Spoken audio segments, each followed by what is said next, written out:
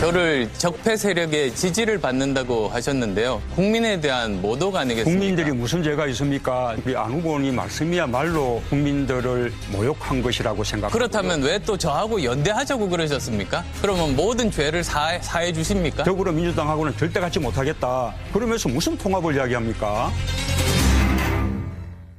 뜨거웠습니다. 예, 잠깐의 주고받는 대화만 들어도 분위기가 느껴지시죠? 어제 TV 토론. 지금 청취자 문자도 뭐 뜨겁게 들어옵니다. 나름대로 점수들 많이 매기셨네요. 1등을 심상정 후보 주신 분도, 문재인 후보 주신 분도 계시고, 안철수 후보, 뭐 유승민 후보 골고루 나옵니다. 이름들이 골고루 나오는데, TV 토론 시간이 부족해서 미처 못다한 질문들이 있고요. 미처 못 들은 대답이 있을 겁니다. 그래서 저희가 뭐 5분을 다 모실 시간은 안 되고 문재인, 안철수, 문재인 두 후보 측 분들을 모시고 요청을 했습니다. 상대 후보에게 더 듣고 싶었던 질문 하나씩만 좀 가지고 오셔라. 예, 그거 가지고 오늘 얘기를 좀 더 해보자 부탁을 드렸습니다. 먼저 두 분을 소개하죠. 안철수 후보 측의 김영환 미디어 본부장님, 안녕하세요. 네, 안녕하십니까. 예, 문재인 후보 측의 전병헌 전략본부장님 나와 계십니까? 네, 안녕하세요. 안녕하세요. 두 분 다 늦게까지 TV 토론 보시느냐고 많이 못 주무셨겠어요. 예, 즐겁게 봤습니다. 저는 현장에서 아침에 봤습니다. 아, 그러셨어요. 어제 녹화 방송이었으니까. 어제 TV 토론을 우선 누가 잘했는지 점수 좀 매겨보죠. 전병헌 본부장님. 네. 보시기에는 누가 제일 잘했습니까? 글쎄요, 제가 아주 객관적으로 보려고 많이 노력을 했는데요. 예. 어찌됐든 뭐 문재인 후보가 현재의 그 경제 위기나 안보 예. 위기를 잘 극복을 해서 안정시킬 수 있는 준비가 되어 있고 예. 나름의 가장 대통령다움의 그 든든한 모습이 어느 때보다도 잘 비춰졌다고 판단이 되고요. 아하. 특히 이제 홍준표 지사 같은 경우에는 뭐 문재인 후보를 10분 만에 토론에서 제압할 수 있겠다라고 이야기를 했지만 예. 결과적으로는 오히려 10분 만에 제압을 당하는 그런 재미있는 풍경도 있고 그래서 예.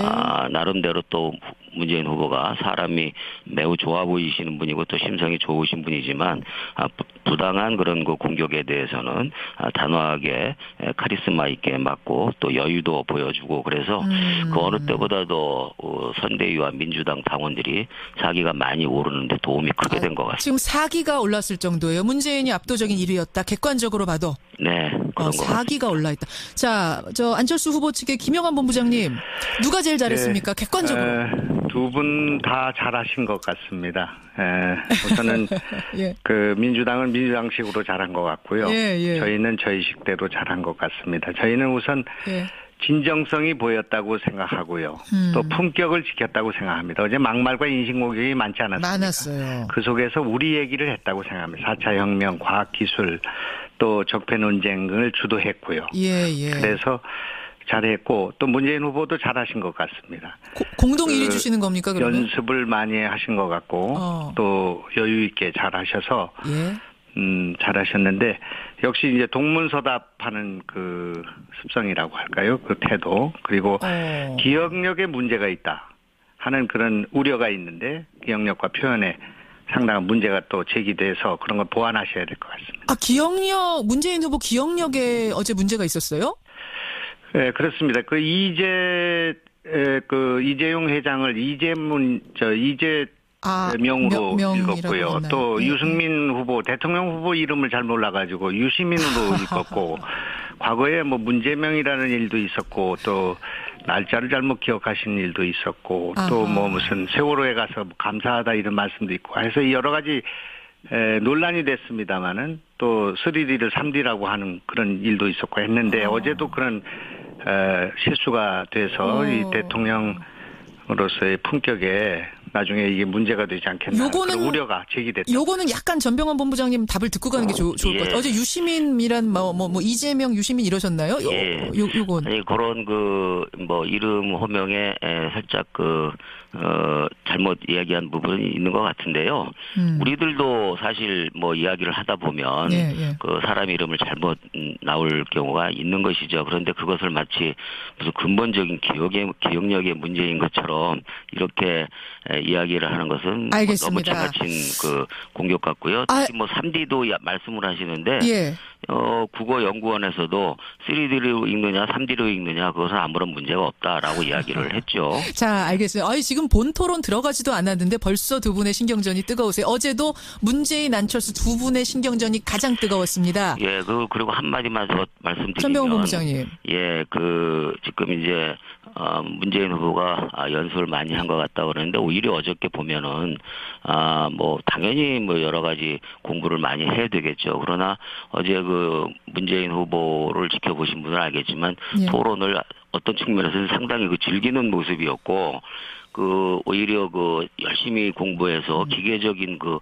답변과 발언의 태도는, 오히려 안철수 후보 측으로, 안철수 후보께서 보여주셔서 역시 안철수 후보가 공부를 열심히, 하셨다라는 그런 느낌이 있었고요.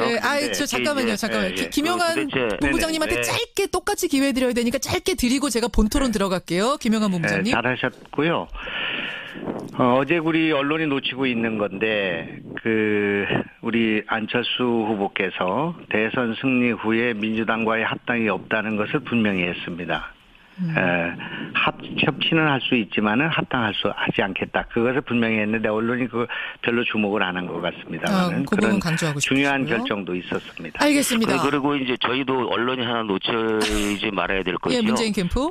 우리 안 후보께서 맞짱 토론을 하자라고 제안을 했는데 어저께 그 토론을 지켜보신 시청자들께서 느끼셨겠습니다만 도대체 왜 맞짱 토론을 무슨 생각으로 했는지 약간 좀 어리둥절할 정도로 토론에 있어서의 격과 내용에서 많이 차이가 났다라는 그런 평가도 많이 있다는 말씀을 드리죠. 김영한 본부장님 하실 말씀 잠깐 있으시면 하고 넘어갈게요. 없으면 가겠습니다. 그냥. 역시 이제 토론이 어제는 조금 진일보한 측면이 있습니다만은 너무 이제 시간이 적고요. 또 결과적으로 양자 간의 토론이 필요하다는 생각을 하게 됐습니다. 그래서 양자 간의 맞짱 토론 한번 하면 좋겠다는 국민들도 아마 그런 생각을 가질 것 같은데 또 뭐 꼭 두 분만 하는 거 아니라 또 저희와 홍정표하고도 하고 뭐 다른 분 후보들하고 할 수 있는데 그 두 분이 맞짱 토론해야 되는데 이 말을 끊고 들어오고 뭐 이 토론 형식이 이렇게 되다 보니까 시간에 몰리고 하다 보니까 충분히 자기 주장하기 어려운 그런 형식이 아니었나. 알겠습니다. 자, 여기까지만 일단. 잘 지킨 사람은 사실 문재인 후보였죠. 전병훈 본부장님 이러다 이제 끝나겠어요. 본 토론 못 들어가고 끝납니다. 자, 여기까지 일단 하시고요. 5023님 혹시 두 분 맞짱 토론을 김현정의 뉴스쇼에서 좀 마련해주면 어떻겠느냐 이런 문자도 많이 들어온다는 거 참고해 주시고요. 자. 어제 TV토론 짧았습니다. 그래서 충분히 듣지 못했던 이야기 한 가지씩만 해보고 가겠습니다. 먼저 안철수 후보 측의 김영한 본부장님. 안철수 캠프에서는 문재인 후보한테 뭘 좀 더 듣고 싶으셨어요? 어제 논쟁을 시작을 했습니다마는 적폐 논쟁이라는 거 이것이 이번 대선의 가장 중요한 논쟁거리라고 생각합니다. 그동안 여당 찍는 분들은 여당 찍고 야당 찍는 분은 야당 찍었으니까 여당 찍던 분들이 야당 찍는 것을 가지고 적폐 세력이라 한다면 선거를 뭐하러 하는 거겠습니까?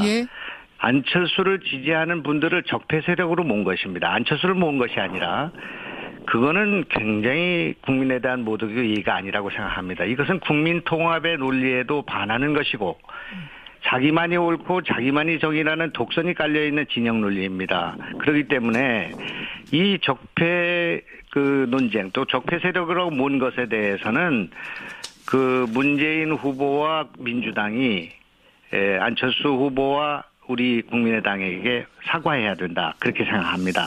안철수 후보가 적폐 세력의 지지를 받고 있지 않느냐라고 문재인 후보가 말씀을 하셨다. 이게 지금 알고 계시는 거죠? 안철수 후보 측에서는. 여러 분 그렇게 말씀하셨죠. 자, 문재인 후보 측 답변 주십시오. 지금 우리 김현정 앵커입니다. 말씀하셨듯이 안철수를 지지하는 그 국민들이 적폐라라고 얘기한 건 아니죠. 그건 분명하게. 자, 정확히 그럼 정확히 표현을 지금 안철수입니까? 잠깐만요. 김현정 앵커께서 표현한 대로 적폐 세력이 안철수를 지지하고 있다라고 이야기를 한 것인데 안철수를 지지하는 국민들이야 무슨 죄가 있겠습니까?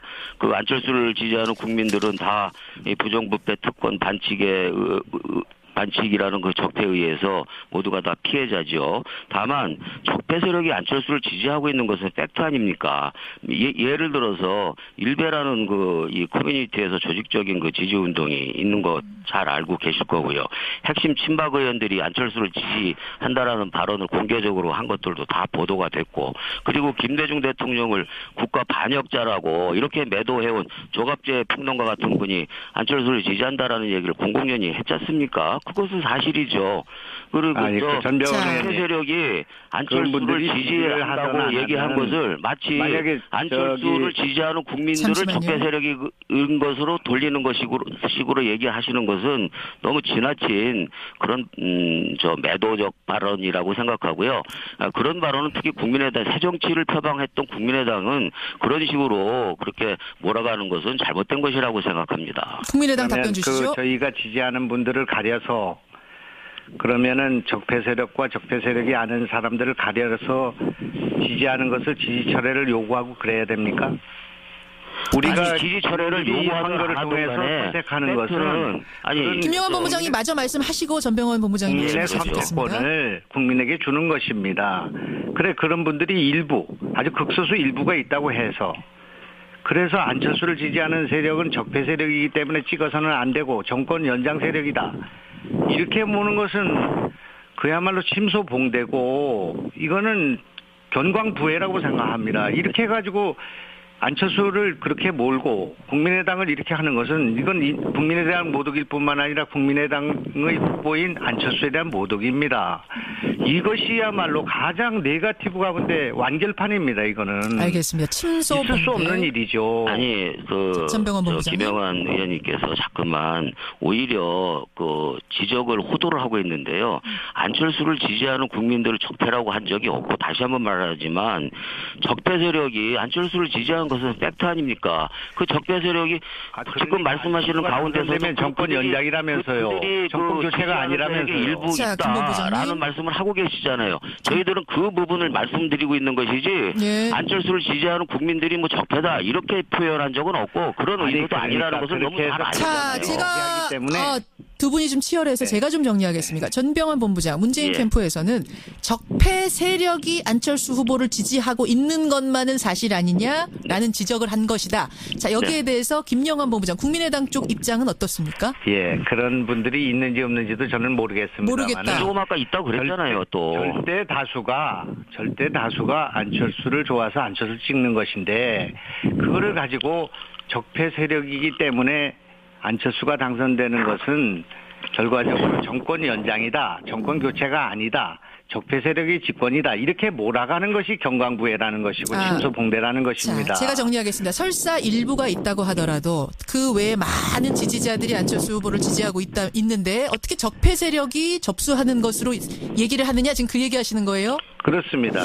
자, 알겠습니다. 본질이 아닌 걸 가지고 덮어씌우기를 하는 것입니다. 부정부패 특권 반칙이라는 적폐의 주체자들이 왜 안철수를 지지하는지에 대한 의문을 제기하고 있는 것이지 안철수 후보를 지지하는 모든 국민들 오히려 피해자인 적폐에 의해서 그동안 피해를 당해온 다른 모든 국민들을 대상으로 우리가 얘기하고 있는 것은 아닌 것이죠. 자, 이번 질문은 안철수 후보 측에서 문재인 후보 측으로 질문을 던진 거기 때문에 마지막 답변은 전병헌 본부장이 하시는 걸로 하고 적폐에 대해서 하여튼 일부분만 두 분 다 동의한 것으로 하고 정리를 하겠습니다. 이번에는 문재인 캠프에서 안철수 후보 측의 이담만은 더 듣고 싶었다는 질문 한 가지 던져주시죠. 전 본부장님. 통합과 연대 뭐 이런 말씀들 어저께 많이 나눴는데요. 예. 40석의 그 집권당이 국민의당이 40석인데 40석의 미니 집권당이 그 탄생이 된다면 그동안 그 국정농단으로 빚어진 그리고 지난 10년간의 보수 정권의 실패로 인한 국정의 혼란을 과연 수습할 수 있는가 오히려 더 불안해지지 않는가 또 게다가 후보까지도 국정 경험이 없는 이른바 초보자라는 이미지가 어저께도 많이 비춰진 것 같은데요. 예. 어떻게 이런 그 정당이 집권이 국정 안정을 이룰 수 있겠는가라는 그런 그 의심이 어제 다시 한번 들었습니다. 그리고 토론 과정에서 어저께 보신 것처럼 과연 그 트럼프나 시진핑, 아베, 김정은까지 포함해서 여러 가지 국제적인 문제, 한반도의 문제를 가지고 논의를 할 때 정말 그 우리 안 후보가 국정 경험이 없이 또 40석의 아주 미니 정당의 그 지원으로 이렇게 나갔을 때 국민들에게 안심감과 그 어떤 그 안정감을 줄 수 있겠는지 오히려 어저께 보면서 상당히 불안하다라는 느낌을 갖게 됐는데. 자, 국민의당에서 답을 좀 주십시오. 40석 미니 정당. 전병헌 본부장이 요즘에 여러 가지가 초조하신 것 같습니다. 그래서 전혀 초조하지 않아요. 후보를 자꾸 따라가시는 것 같아요. 초보자라고 우리 후보를 남의 당 후보를 폄훼하거나 또는 국정 경험이 전혀 없다거나 그 국정 경험이 뭡니까? 그게 어제도 얘기한 것처럼 그 뇌물 사건 같은 것도 규명을 못하지 않았습니까? 그리고 참여정부의 국정 실패에 대해서 그걸 그렇게 자랑스럽게 생각하십니까? 그래서 남의 당 후보를 폄훼하거나 그러지 마시고요. 자기 주장하시면 됩니다. 우선 40석 가지고 국정을 운영할 수 있겠는가 대선 승리 후에 이 문제와 관련해서 이번에 우리가 당선되는 것은 전혀 새로운 정세가 조성되는 것입니다. 대선 이후에 한국 정치의 대변혁이 일어나는 것입니다. 대변혁? 지금의 의석을 가지고 그거를 논할 필요가 없다고 생각합니다. 우리가 그 광범위하게 협치를 말하고 있습니다만은 우리는 어떤 기득권도 버리고 협력할 것입니다. 어떤 정당과 어떤 그 정치인들과도 대화할 것이고요. 그렇게 걱정이 되면은 민주당 내의 개파와 패권에 반대하는 세력들이 우리 당에 오시면 됩니다. 그리고 낡은 정치가 허물어지고 새로운 정치에 촛불 혁명이 일어나게 될 건데 그걸 갖다가 무리해가지고 그럼 내일이 일어날 일 때문에 오늘의 우리 국민의당 안철수 후보를 찍으면 안 된다는 이것도 네거티브입니다. 그렇기 때문에 저희는 저희 주장을 하고 있습니다. 저희는 민주당하고 합당하지 않지만은 민주당을 포함한 다른 정치 세력과 협치할 것이다. 그리고 대화할 것이다. 그동안 다수당을 갖고 있었지만은 협치가 이루어지지 않아서 한국 정치가 난맥이 초래되었다. 그리고 이번에 대선의 승리라는 것은 국민들이 만들어주는 것이기 때문에 결과적으로 대변혁이 일어나게 될 것이기 때문에 우려하지 않아도 된다. 답변이 조금 부족해서 한두 가지만 더 제가 말씀드릴게요. 지금 우리 김영환 본부장께서 그 촛불혁명이라고 말씀하셨는데 안철수 후보께서는 촛불혁명에 대해서 대단히 위험스럽게 생각을 하고 촛불 그 시민들과 함께 끝까지 함께하지 않았잖아요. 그래서 저는 그 안 후보 진영에서 촛불을 얘기할 자격이 있는가 이런 이제 생각이 들고요. 그러니까 두 번째는 주당은 새로운 잠깐만요. 상황이라고 말씀을 하셨는데 전병헌 부장님 맞죠? 집권이 새로운 상황이라고 말씀을 하셨는데 너무 잠시만요. 제가 정리하겠습니다. 전병헌 본부장님 뭐라고 말씀을 드렸냐면 촛불 얘기만 잠깐 정리하고 하죠. 정치의 촛불 혁명이 일어날 것이다 이렇게 얘기했습니다. 대한민국 정치의 촛불 혁명이 뭐냐? 낡은 정치가 허물어지고 새로운 정치가 시작되는 것입니다. 알겠습니다. 이 얘기가 지금 답 중요한 질문은 아니었기 때문에요. 전 본부장님 40석에 대해서만 얘기를 좀 먼저 해주십시오. 지금 40석의 그 불안한 그 미니 집권당의 출현을 새로운 상황이라고 말씀하셨는데 바로 그렇습니다. 세계 유례가 없는 초미니 정당의 집권이 이루어진다면 지난 10년간의 그 국정 실패를 수습할 수 있는 과연 여력이나 능력이 있을런지 또 국정농단으로 헝클어진 장기간의 국정 혼란을 안정시킬 수 있겠는지 이런 것에 대해서는 국민들이 확실하게 좀 불안감을 아까와 갖고 있는 것은 똑같이 사실이죠. 마지막 답변 김영환 본부장께서 20초 해주시고 마무리 짓겠습니다. 이번에 그 대통령 선거에서 안철수가 당선되는 것은 지역주의를 극복하는 국민 통합이 그 과정이 될 것이고 대한민국이 치유되는 그런 과정이 될 것입니다. 따라서 집권하게 되면 정당을 넘어서 많은 정치 세력들과 대화하고 연대하고 협치하는 10초입니다. 그런 길을 가게 될 것이기 때문에 지금 그것을 두려워해서 새로운 정치를 선택하지 못하고 알겠습니다. 과거의 계파 패권주의로 돌아가는 일을 예. 해서는 안 된다 이렇게 생각합니다. 자, 오늘 이 토론도 시간이 짧네요. 두 분 오늘 두 번째 만나셨죠? 제가 얼마 후에 세 번째로 모시겠습니다. 오늘 고맙습니다. 네, 감사합니다. 예, 문재인 후보 측, 안철수 후보 측이었습니다.